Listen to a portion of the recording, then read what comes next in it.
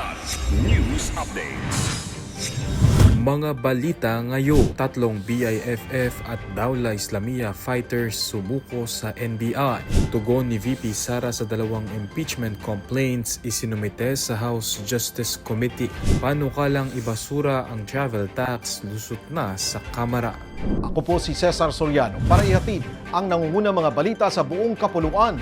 Ngayon, 3 individual na mga miyembro umano ng Bangsamoro Islamic Freedom Fighters o BIFF at Dawla Islamiyah o DI ang sumuko sa mga otoridad sa Mamasapano, Maguindanao del Sur noong Marso 14. Ayon sa National Bureau of Investigation o NBI, humingi ng tulong ang mga ito upang makasuko ng ligtas dahil sa pangambang gantihan ng kanilang mga dating kasamahan. Sa kanilang pagsuko, bitbit din ng 3 ang ilang matataas na kalibre ng armas, kabilang ang isang .50 caliber Barrett rifle, M79 grenade launcher, M203 grenade launcher 2, isang Mosin rifle at ilang bala. Matapos ang operasyon, dinala ang mga sumukong individual sa isang secure na pasilidad para sa dokumentasyon at paunang investigasyon. Nagsumite na ng opisyal na tugon si Vice President Sara Duterte sa 2 impeachment complaints na inihain laban sa kanya sa House of Representatives. Kinumpirma ni Bicol Saro Party List Representative Terry Ridon na bandang 4:30 ng hapon noong Lunes nang natanggap ng House Committee on Justice ang sagot ng Vice Presidente na may 13 pahina. Dahil tumapat ng linggo ang deadline na Marso 15, binigyan siya ng palugit na hanggang Marso 16 upang magsumite ng sagot. Matapos matanggap ang sagot, may 3 araw ang complainant upang maghain ng tugon at may 3 araw din ang respondent para magsumite ng rejoinder.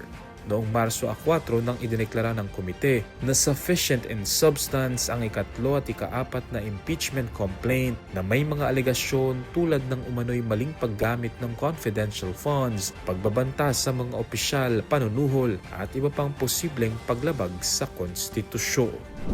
Aprobado na sa ikatlo at huling pagbasa sa House of Representatives ang panukalang batas na naglalayong alisin ang travel tax na ipinapataw sa mga pasaherong lumalabas ng bansa. Sa botong 257 na pabor, 1 kontra at 1 abstain, na ipasa sa plenaryo ang House Bill No.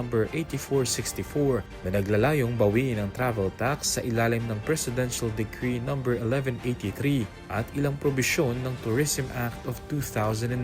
Ayon kay House Majority Leader Sandro Marcos, hindi na akma sa kasalukuyang panahon ng travel tax dahil marami ng Pilipino ang bumabiyahe hindi bilang luho kundi para sa trabaho, pamilya o negosyo.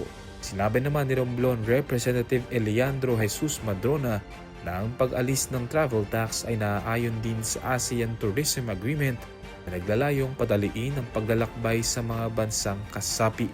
Sa kasalukuyan, ayon sa Tourism Infrastructure and Enterprise Zone Authority o TIEZA, umaabot sa 1,620 pesos ang travel tax para sa economy class at 2,700 pesos para sa business at first class. Para sa Kidlat News Channel, ako si Renzel Linon, nag-uulat. ako po si Cesar Soriano, kasama nyo sa bawat pagputo ng balita.